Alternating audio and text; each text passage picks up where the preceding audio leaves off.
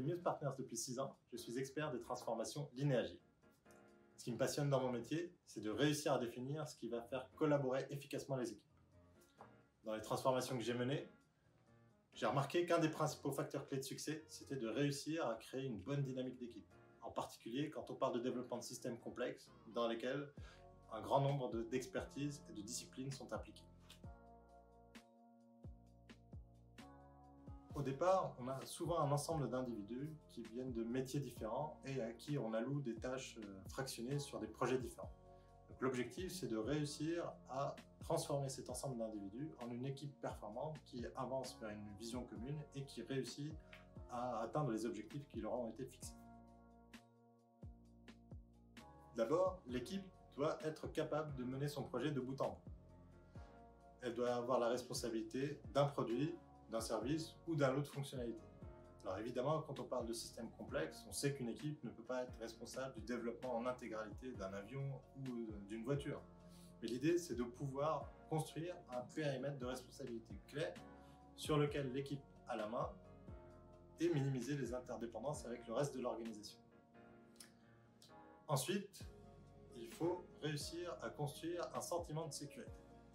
Des études récentes menées par Google montrent que le critère numéro 1 pour une équipe performante, c'est la sécurité psychologique.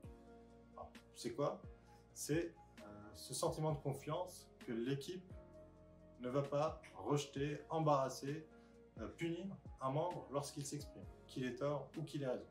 Et tout ça, c'est évidemment beaucoup plus facile quand l'équipe est petite, qu'on connaît les qualités et les défauts de ses collègues et qu'on a un leadership fort et bienveillant.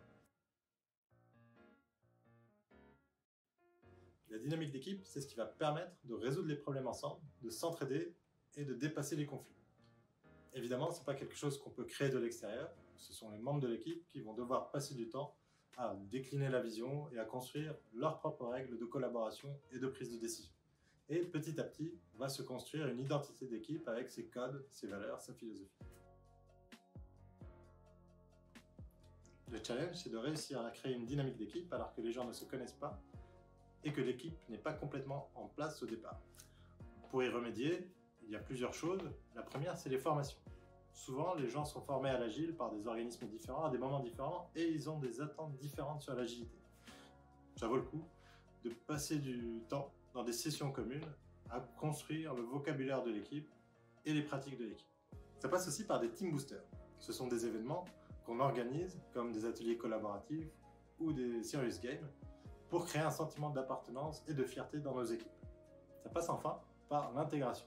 Quand on a réussi à créer une identité d'équipe et une culture d'équipe forte, il faut savoir prendre le temps, s'arrêter pour intégrer les nouveaux arrivants, même si ça peut paraître compliqué pour les membres actuels de l'équipe, qui peuvent avoir l'impression que tout est évident et que ça ralentit le groupe.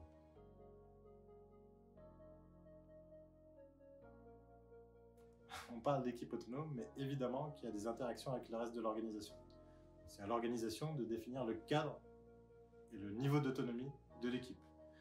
Donc pour ça, il faut définir des objectifs clairs et il faut formaliser les contraintes dans lesquelles l'équipe a le droit d'agir.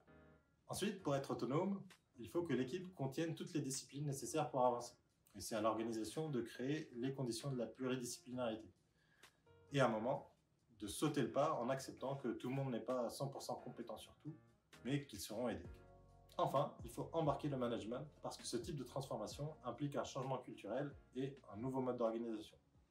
La dynamique d'équipe, on va la créer avec des gens qui viennent d'un peu partout dans l'organisation, de disciplines et d'expertises différentes. Donc on aura besoin des managers hiérarchiques comme appui à la transformation et pour que le déclic ait lieu dans leurs équipes.